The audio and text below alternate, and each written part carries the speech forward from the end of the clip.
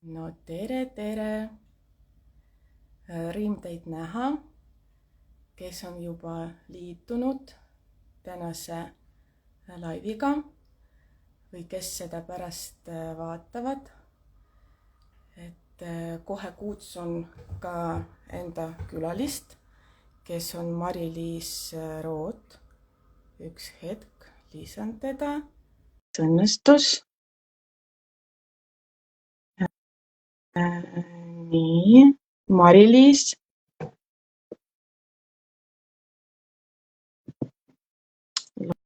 Loodame, et näed mind ja saab.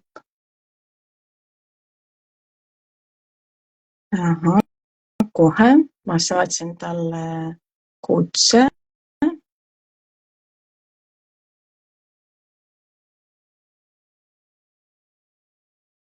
Nii. Kohe vaatame, kas õnnestus.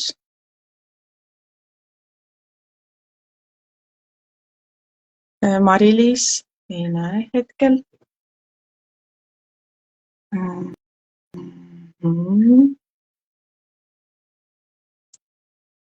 Nii, kohe proovime veel.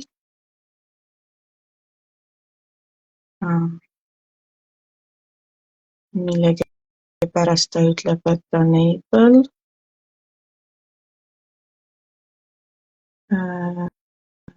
Nii, kohe. Accept.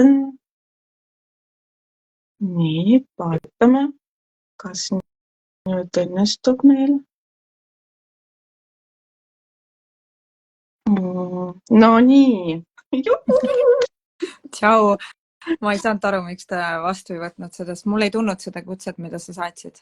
Ma ei tea ka, ma saatsin seda, aga las olla. Ma ei tea, vahest ta lollitab. Jah. Kuidas sul läheb? Kuule, hästi läheb. Mul on nii hea meel sind näha. Aitäh! Olen elevil, olen põnevil. Nii hea, et sa oled nõus minuga täna rääkima sellel tundlikul teemal tegelikult. Ja selline, et mis võib-olla ei ole alati, kus ma ütlen, kerge ja meeldib seda jagada või arutada, aga teeme ära. Täna on meil 30 minutit sinuga, eks ju. Ja teeme siis kõigepealt lühikese selles mõttes nagu tutvumisringi, et sina räägid enda kohta ja siis mina räägin enda kohta. Et räägi siis, Mari-Liis, kes sa oled, mida sa teed ja kuidas sa saad aidata? Nagu nägite, siis ma olen Mari-Liis.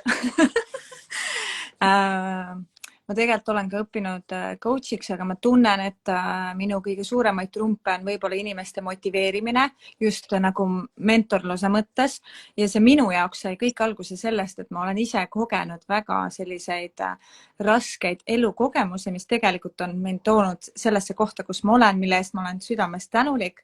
Ja ma tunnen, et ma tahan näidata inimestele, et kuidas nagu mingid meie rasked kogemused võivad hoopis olla meie jaoks kasulikud, sellepärast, et me leiaksime üles uuesti nagu iseenda ja oma väe ja elada seda elu, mida me päriselt tahame elada, valida seda, mida me päriselt tahame valida, ilma et me oleksime nendes hirmudes ja lugudes kogu aeg kinni.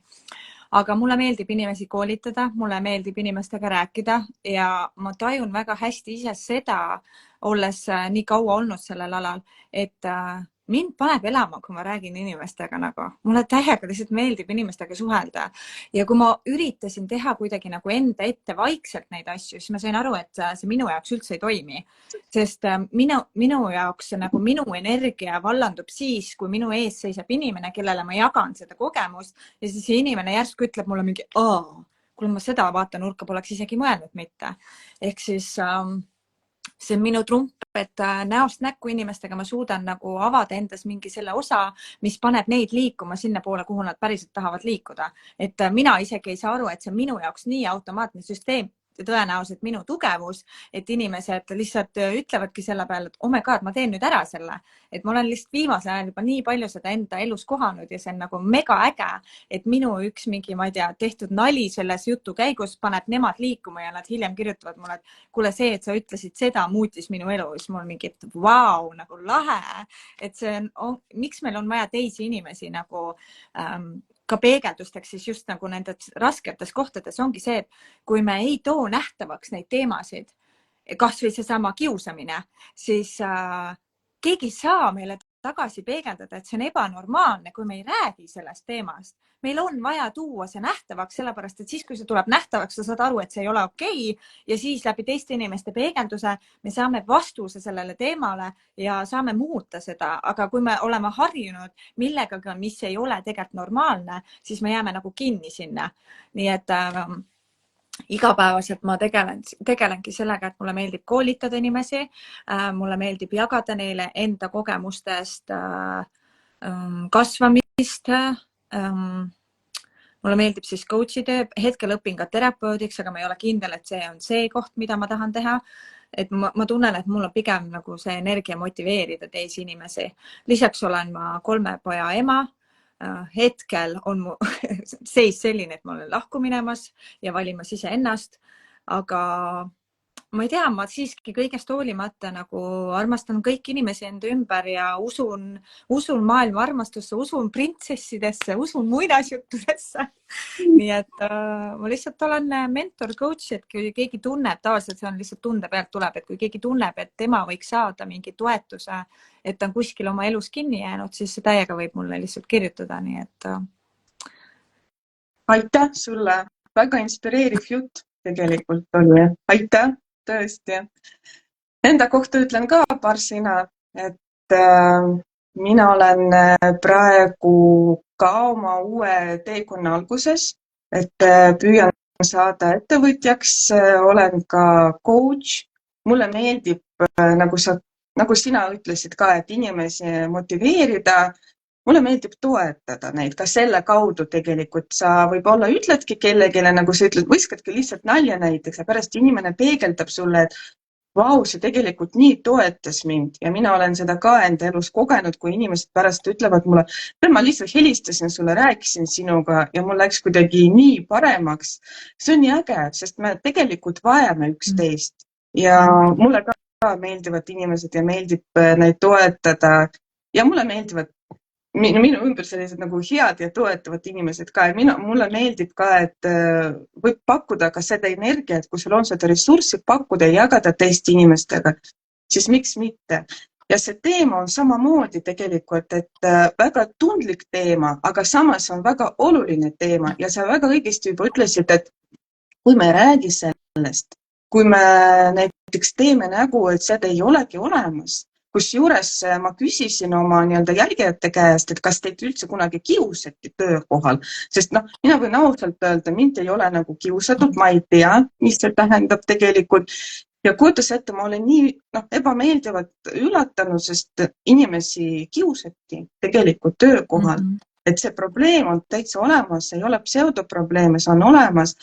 Ja võib-olla hakkamegi kohe sinuga sellel teemal rääkima, et kuidas üldse aru saada, et sulle tehakse liiga, sest vahest mõnikord võibki niimoodi olla, et inimene töötab kollektiivis, et ta nagu tunneb, et kuidagi natuke valesti, aga ta võib-olla ei saa aru, et see on tegelikult see kiusamine, et talle tegelikult tehakse liiga, et talle tehakse halvasti ja tehakse seda teadlikult ju. Ja, aga nagu tegelikult sa praegu ütlesid, siis tegelikult asi, mis korra jooksis kinni. Esimene asi, millest sa tegelikult saadki aru, on see sama, mida sina ütlesid. Sul lihtsalt ongi tunne, et midagi on valesti. Aga sa ei saagi aru, nagu mind on kiusatud ja ma olen selles kohas olnud ja see ei ole tõesti nagu meeldiv kogemus, see ongi väga raske. Ma lihtsalt räägin taustaks nagu oma loo, siis sa lihtsalt võib-olla saad paremini sellest aru, aga ma ei hakka siis kohti ega inimesi ega kedagi nimetama, aga nüüd tagantjärgi aru, et nendel inimestel lihtsalt endal oli väga palju sees minu suhtes kadedust ja need, kes mind jälgivad ja nagunii teavad, et ma olengi positiivne, ma olengi rõõmus, ma lihtsalt kogu aeg naeratan, see olen mina, see on minu loomulik olemus ja mulle meeldib seda teha, sest ma tunnen, et kui mina naeratan, siis ka elu naeratab mulle vastu, ehk siis teised inimesed naeratavad mulle, et ma teen seda enda pärast.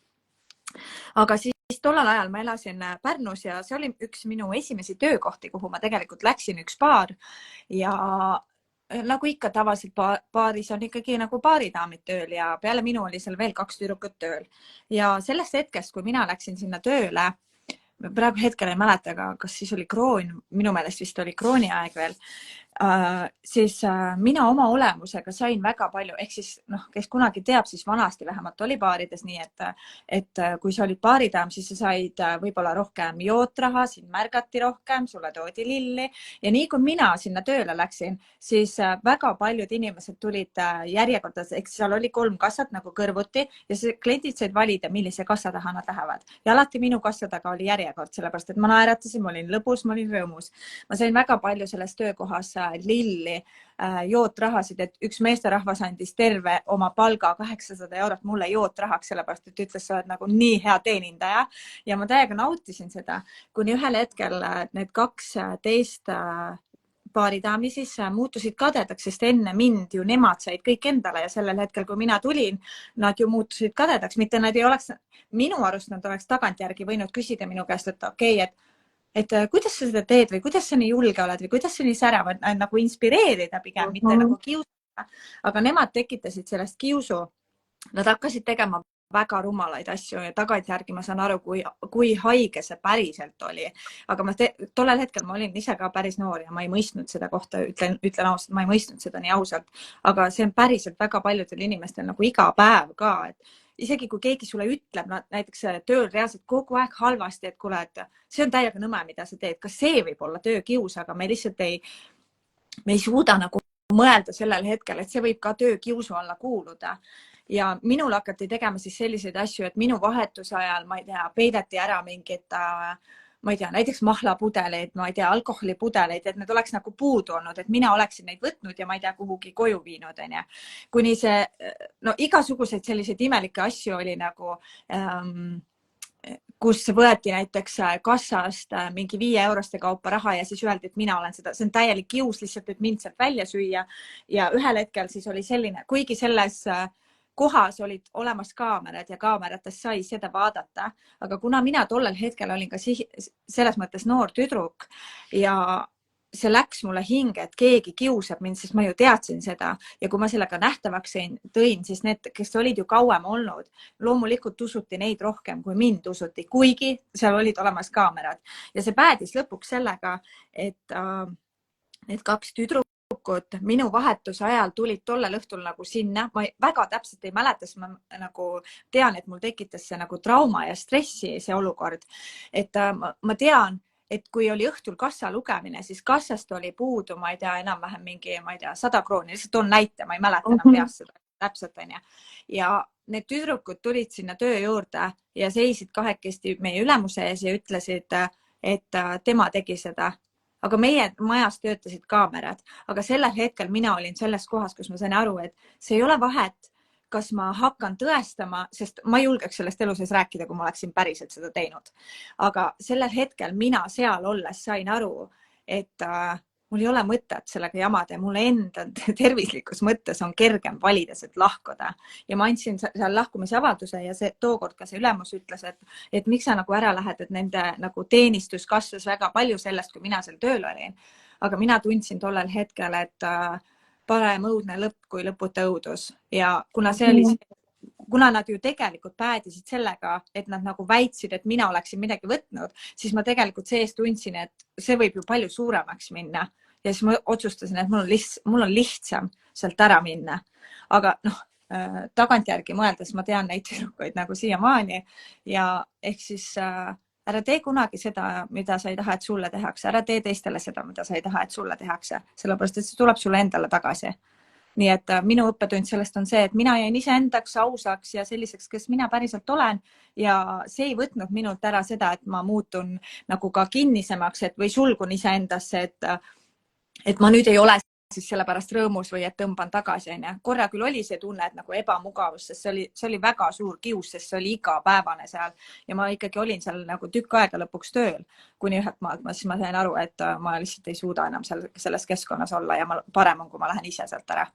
Nii et tegelikult on väga palju selliseid kiusamisasju ja ka lihtsalt mingid norimisi tööl, mida me arvame, et nagu on normaalsed, siis tegelikult nad ei ole normaalsed. Kui keegi kogu aeg konstantselt näiteks ütleb, et ma ei tea, mulle ei meeldi, et sul on enam-vähem need kontsad seal jalas, siis ka see võib olla kiusamine. Kas sa pead nagu küsima endalt, et kas see tegelikult paneb sind, kui sa küsid enda käest selles keskkonnas, kus sa oled, kui sa tunned, et nagu sind kiusatakse, see ongi see, mida sa enne ütlesid. Su tunne annab sellest märku sulle ja kui sa küsid endalt selle hetkel, et kas ma tunnen ennast hästi selles, kas see tekitab mulle hea tunde või see tegelikult teeb mulle mingis mõttes haiget. Kui sa tunned, et see teeb sulle mingis mõttes haiget, siis on see märk sellest, et midagi on valesti. Ja kui see isegi ei ole nagu kius, siis lihtsalt mine räägi sellest kellegiga. Sa võid saada nagu, et kui sa ei too vaata seda nähtavaks, et sul on selline ebameeldiv tunne, siis tegelikult kui sa ei räägi sellest, siis sa ei saa ka tagasi peegeldust, et äkki see ongi vale.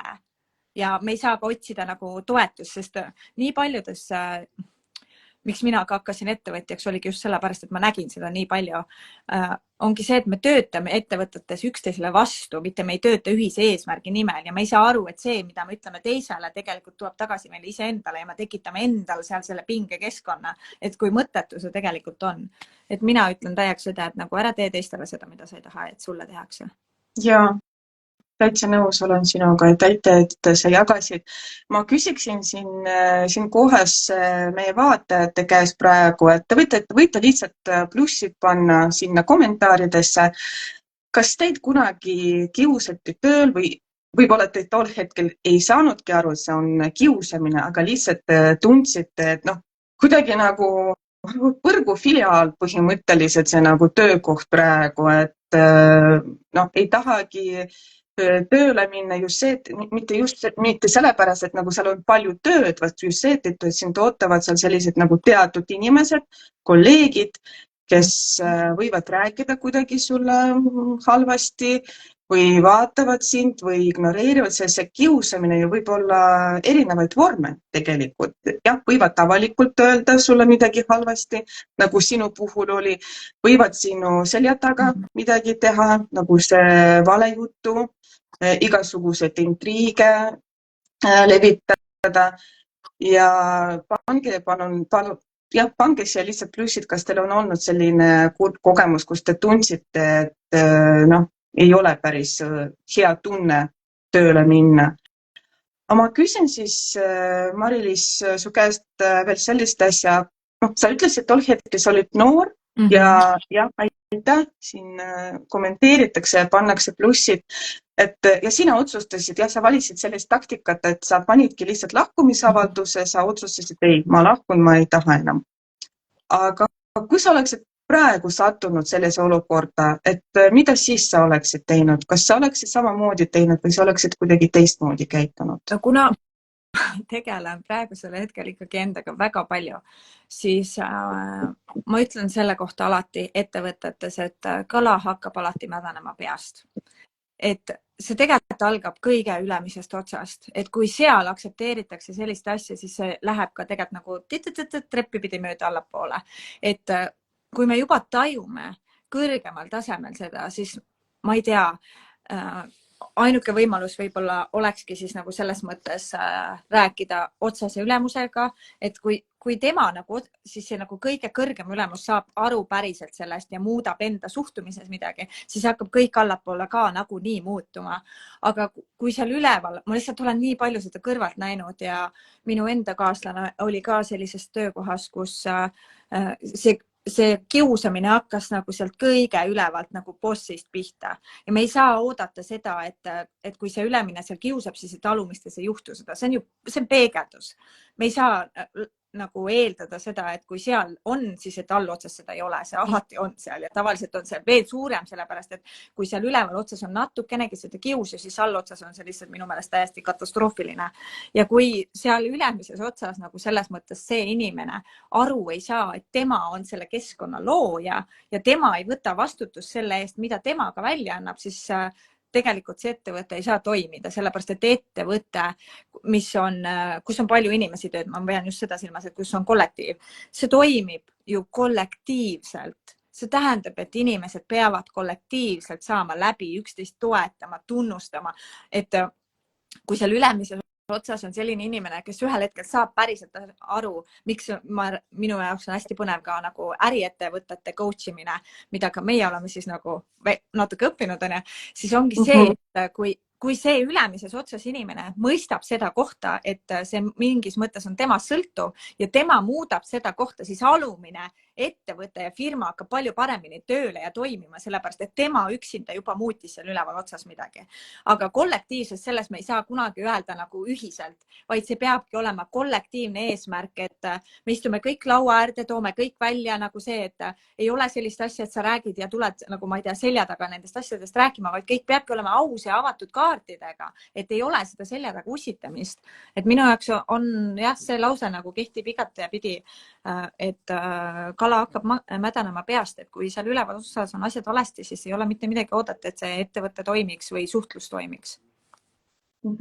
Aga praegu ma sinu jutu sain niimoodi aru, et kui sa tunned, et sind kiusatakse, siis tasub ikkagi abi otsida ja tasub ikkagi rääkida.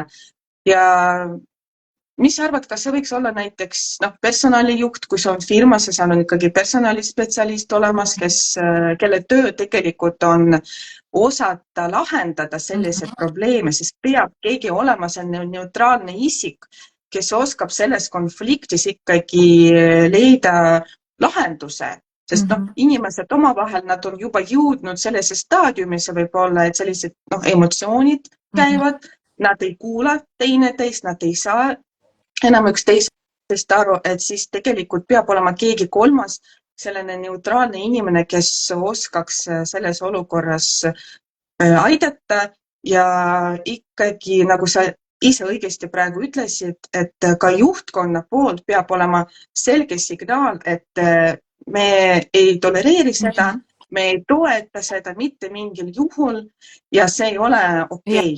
Ja et inimesed ikkagi oleksid julged selles mõttes välja öelda, et jah, ma tunnen, et jällegi see kiusamine võib olla erinevad pidi, kus juures võib olla ka niimoodi, et näiteks vahest mõeldakse, et ülemus võib kiusa näiteks alluvaid, aga võib olla ka vastupidi, et näiteks tulebki, oletame noor, ilus, edukas naine ülemuseks ja selles osakonnas või kollektiivis hakkabki selline nagu ussitamine ja hakkabki kohe niimoodi, et mis mõttes, et noor ja ilus, ma ei tea, kuidas ta siia sattus ja kõik tead sellised nagu vihjed ja inimene, see ülemus, kuigi ta on nagu jõupositsioonil nagu teoorias, aga tema võib ka tunduda ennast, et nagu mis toimub üldse ja see on väga karm tegelikult ja siin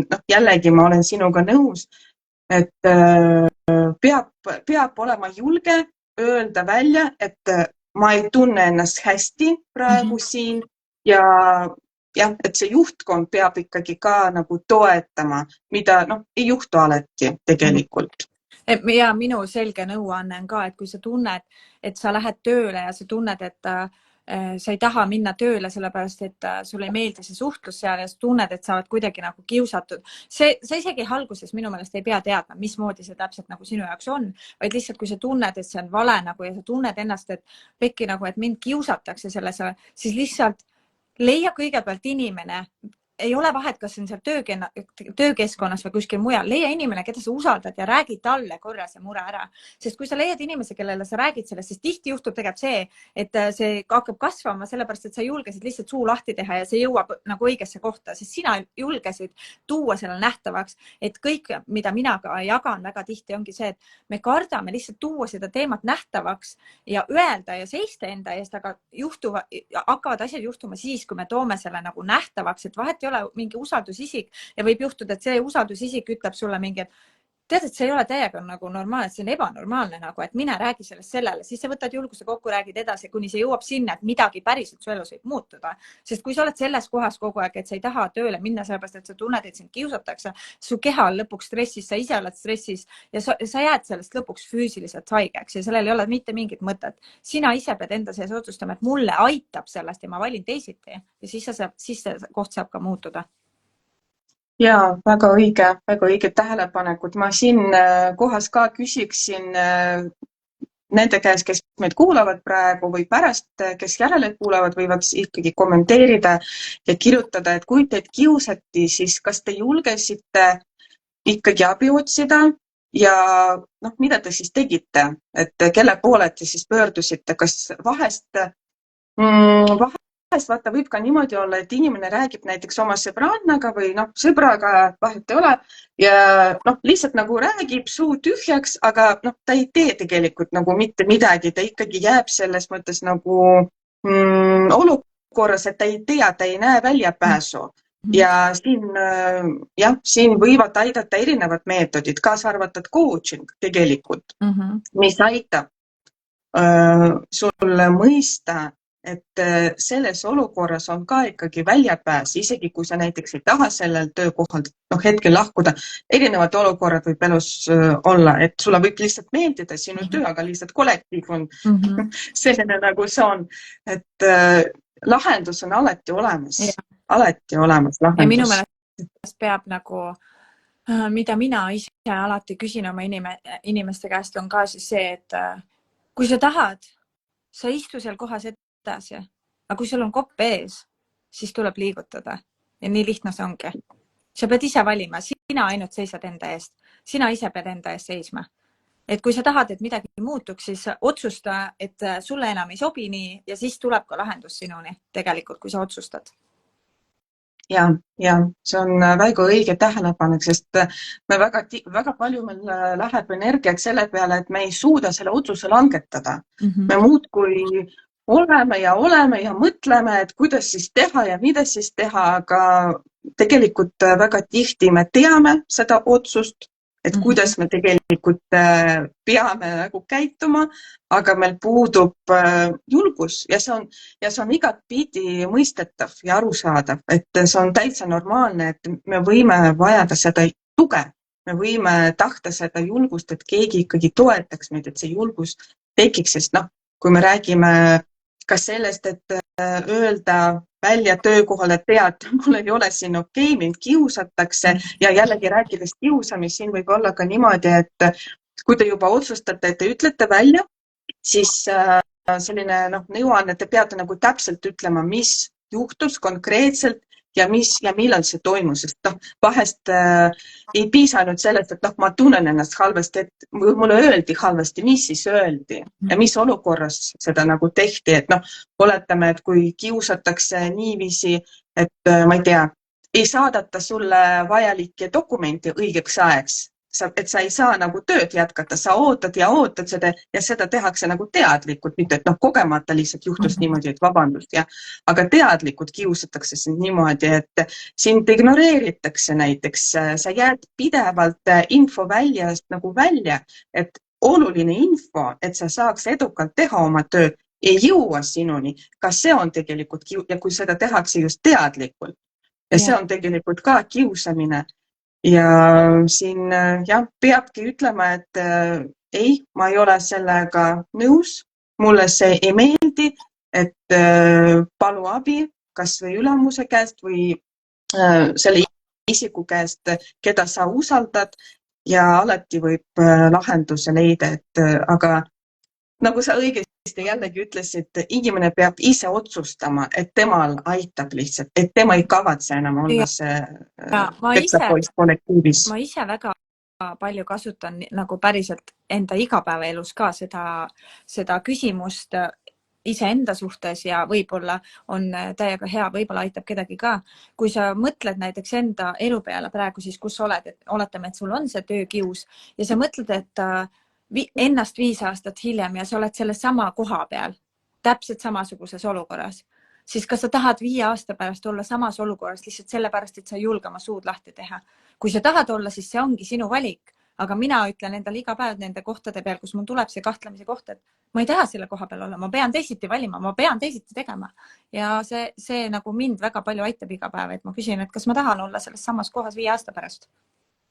Ja, et ma jällegi püüan kaasata meie kuulajad, et te võite siia kirjutada, kas teil on sellised toetavad küsimused, et mida te enda käest vahest küsite sellistes rasketes hetketes, kus te kahtlete, me kõik võime seda tunda, see on täitsa normaalne, aga meil peavad olema sellised toetavad küsimused, see tugipunkt, ta peab meil sees olema, et nagu sa ise ütlesid, sul on teatud küsimused, kas mina tahan selles olukorras olla 5 aasta pärast ja võib-olla kellelgi teistel on teised küsimused või teised sellised tugipunktid, et andke palun meile teada, meil on siin viimased minutid jäänud, et kirjutage palun meile, seda oleks väga huvitav teada saada.